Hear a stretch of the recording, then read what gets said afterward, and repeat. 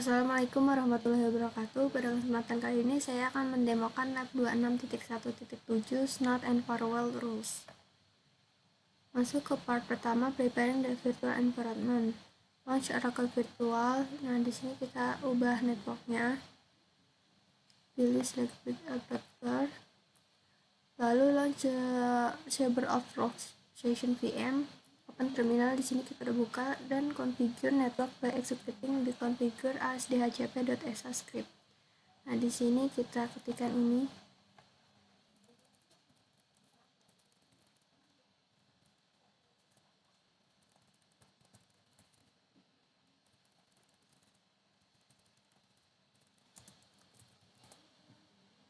Nah, di sini berhasil. Selanjutnya gunakan IP config command untuk verify Saber of Workstation. Now has IP address local network. On your local network, you can also test connectivity public web server with ping www.cisco.com. Di sini kita lihat IP config-nya.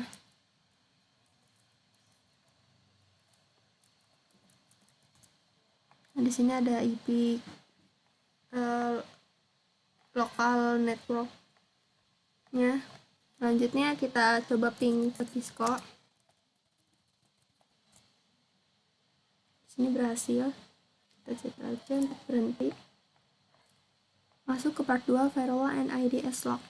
Di sini dapat dibaca ada dua komponen, matching komponen dan juga action komponen. Masuk ke step 1, real time IDS log monitoring. From Saber of Workstation, run the script start mininet. Di sini kita mulai mininetnya dengan mengetikkan perintah ini.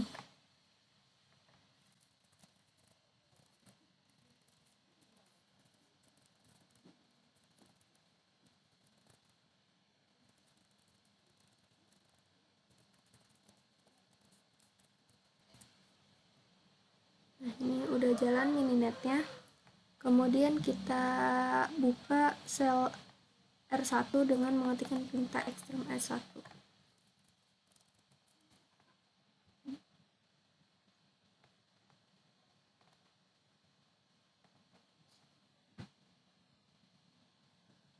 R1 sel terbuka di jendela terminal dengan teks hitam dengan latar belakang putih. Ini pengguna apa yang masuk ke sel itu? Indikatornya apa? Di sini pengguna yang masuk itu user root dengan indikator ini tanda pagar. Setelah itu from L1 cell start Linux base ID is not. Nah, di sini di R1 kita ketikkan ini.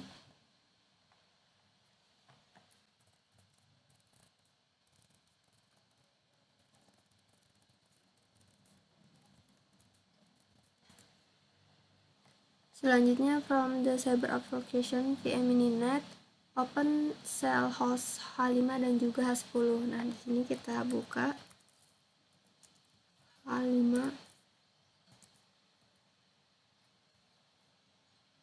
dan juga atur di sini. Buka di sini H10.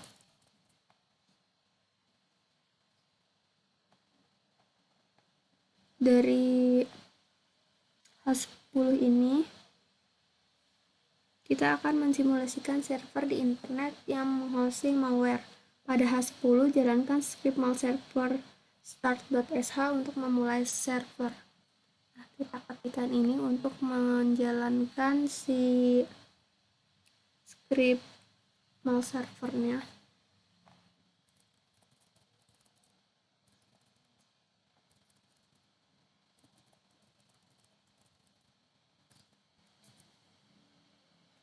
Sudah. Kemudian on H10 gunakan nested with admin tanpa option to verify the web server running. Dan kita ketikkan ini di H10.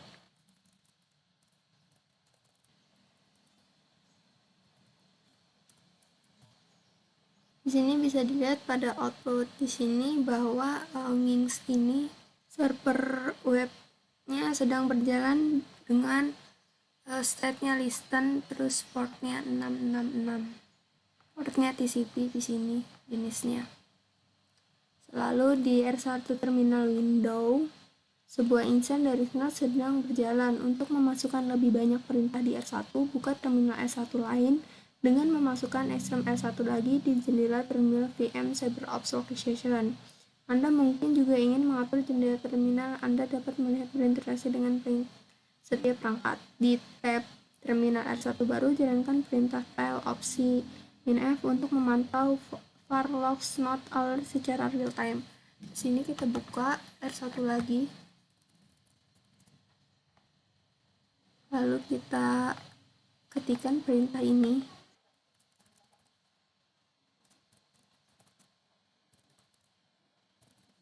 Nah, di sini karena belum ada peringatan yang di capture atau direkam gitu, log harus kosong. Namun jika Anda telah menjalankan lab ini sebelumnya, entry peringatan lama mungkin akan ditampilkan.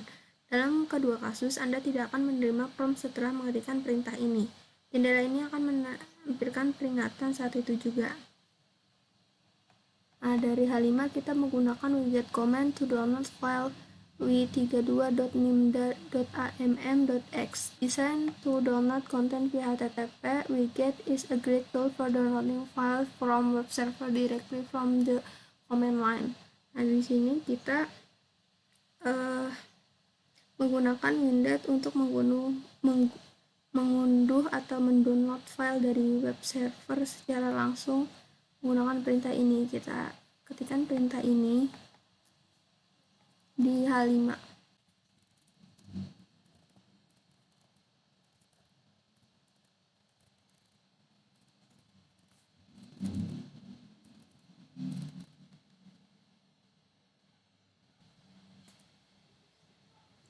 Sini bergerak dia. Nah, di sini bisa dilihat indahnya terdownload. Port apa yang digunakan saat berkomunikasi dengan server web malware? Apa indikatornya? Di sini port yang digunakan itu port ini, port 666 ini. Yang mengindikasikan dia port itu setelah IP itu ada titik 2 ini. Lalu apa file telah diunduh sepenuhnya? Iya, di sini udah 100. Apa IDS menghasilkan peringatan yang terkait dengan unduhan file? Iya. Selanjutnya, saat file malware sedang transit, malicious malware itu sedang transit di R1, IDS Snot dapat memeriksa muatannya. Payload cocok dengan setidaknya satu tanda dengan dikonfigurasikan di Snot dan memicu peringatan di jendela R1 kedua. Nih, di sini lihat ada alertnya yang tadi kita gunain pas ngedownload si malware. Tab tempat tailminf berjalan, entry peringatan menunjukkan bahwa sampel waktu Anda akan berbeda. Katanya berdasarkan perintah yang ditunjukkan di atas, apa alamat IPv4 sumber dan tujuan yang digunakan dalam transaksi. Di sini source IP-nya itu ini 209.165.200.235 dan destination portnya itu ada 209.165.202.133. Berdasarkan alat di atas, port sumber dan juga destination portnya itu apa yang digunakan dalam transaksi. Source portnya itu yaitu di sini ini source portnya 60358, lalu destination portnya itu ada ini 6666. Selanjutnya di sini berdasarkan perintah yang ditunjukkan di atas, kapan pengunduhan dilakukan. Pengunduhan dilakukan pada 17 November pukul 00.40/10. Selanjutnya berdasarkan alat yang ditunjukkan di atas, apa pesan yang direkam oleh tanda atau sign IDS. Di sini malicious server hit. Selanjutnya pada H5 gunakan perintah tcvdump untuk merekam peristiwa dan mengunduh file malware lagi sehingga Anda dapat merekam transaksi. Keluarkan perintah berikut di bawah ini untuk memulai pengambilan paket. Nah, di H5 ini kita ketikkan perintah ini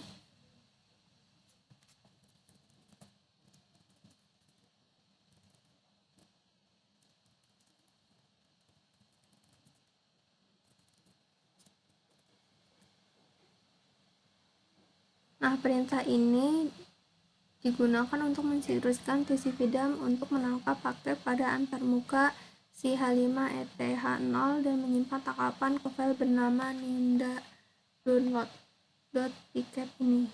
Simbol ini, N di akhir ini, memberitahukan sel untuk mengeksekusi TCP/DIMM di background. Tanpa simbol ini, divisi 2 akan membuat terminal tidak dapat digunakan saat sedang berjalan. Perhatikan pada ini, 1852 ini, itu menunjukkan salah satu proses dikirim ke background dan ID prosesnya PID. Adalah di sini PID-nya itu ini 825. Terus kita enter beberapa kali untuk mendapatkan kembali kendali atas sel saat TCP/DIMM berjalan di latar belakang. Kita enter.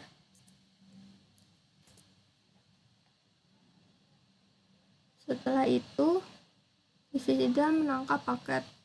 Kita download malware lagi. Pada H5, jalankan kembali perintah atau gunakan panah atas untuk kembali dari fasilitas riwayat perintah. Nah, kita gunakan perintah yang ini. Tadi yang udah digunain untuk download. Yang ini kita. Selanjutnya, stop capturing by bringing TCP/DIMM ke background dengan perintah fg. Karena TCP/DIMM adalah satu-satunya proses yang dikirim ke background, PID tidak perlu ditentukan. Hentikan proses divisi blend dengan Ctrl+C. Proses TCP/DIMM berhenti dan menampilkan ringkasan tangkapan atau capture-an. Jumlah paket mungkin berbeda untuk pengambilan kita saat ini. Nah, di sini kita klikkan fg.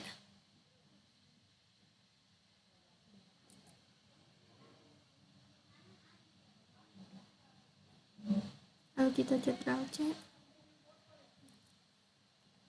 Nah, di sini ada 64 paket yang diterima dan juga 0 paket yang di-drop. Selanjutnya, on H5 gunakan ls command untuk memverifikasi file pcap was fact-safe atau sebenarnya disimpan ke disk dan memiliki ukuran lebih besar dari 0. Kita gunakan ls-l.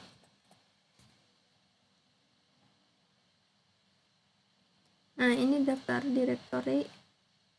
Selanjutnya, bagaimana file pcap ini dapat berguna bagi analis keamanan. File pcap ini berisikan paket yang terkait dengan traffic yang dilihat oleh NIC yang mengcapture. Dengan cara ini, pcap sangat berguna untuk menelusuri kembali event network seperti komunikasi ke titik air yang malicious atau berbahaya. Tools ini seperti Wireshark dapat digunakan untuk memfasilitasi analisis pcap. Selanjutnya masuk ke step 2, Tuning Firewall Rules Based on IDS Alert. Ini bisa dibaca. In Cyber Application VM, start R1 terminal window. Kita buka R1 yang lainnya lagi.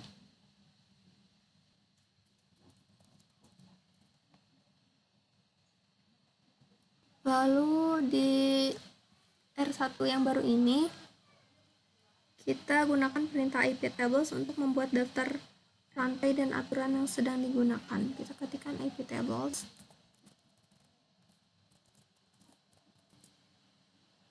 Nah, ini rantai apa yang digunakan oleh R1. Ini rantai input, forward, dan juga output. Selanjutnya, koneksi ke server malicious menghasilkan paket yang harus melintas firewall iptables di R1. Paket yang melintas di firewall ditangani oleh forward, dan oleh karena itu rantai itu yang akan menerima aturan pemblokiran. Agar komputer pengguna tidak terhubung ke server bahaya yang diidentifikasikan di langkah 1, tambahkan aturan berikut ke forward di R1. Nah, kita ini ketikkan yang ini untuk di R1 yang baru.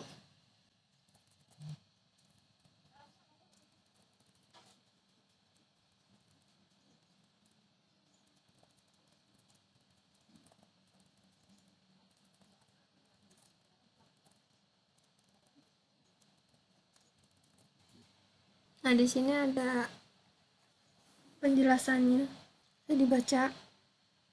Kemudian gunakan perintah iptables lagi untuk memastikan aturan telah ditambahkan ke rantai forward VM CyberOps. Mungkin memerlukan beberapa detik untuk menghasilkan output. Nah, kita tekan lagi iptables. Nah, ini police forward police. Yang ini nih, drop. Selanjutnya on H5, try to download the file again. Di H5 ini kita coba download lagi.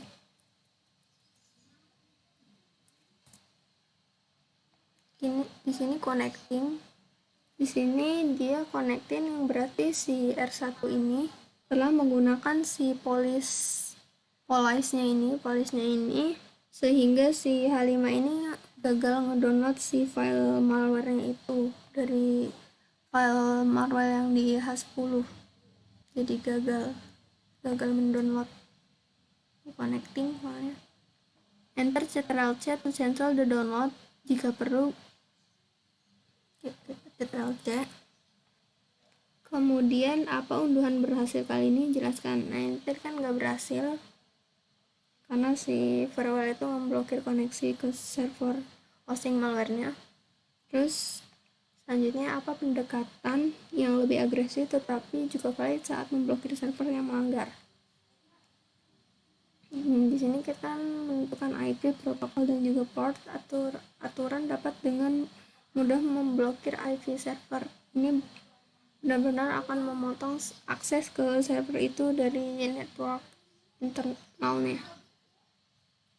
Selanjutnya masuk ke part 3, terminate and clear mininet process. Navigate kita arahin ke terminal, ke mininetnya itu. Kita klikkan quit untuk keluar dari mininet. Lalu after quitting mininet, clean up the process start by mininet, enter password CyberOps when prompt. Kita ketikkan ini sudo mn-c. Nah, lalu masukin password analysis CyberOps. Nah, clean up complete, udah berhasil kehapus semua. Sekian video dari saya. Wassalamualaikum warahmatullahi wabarakatuh.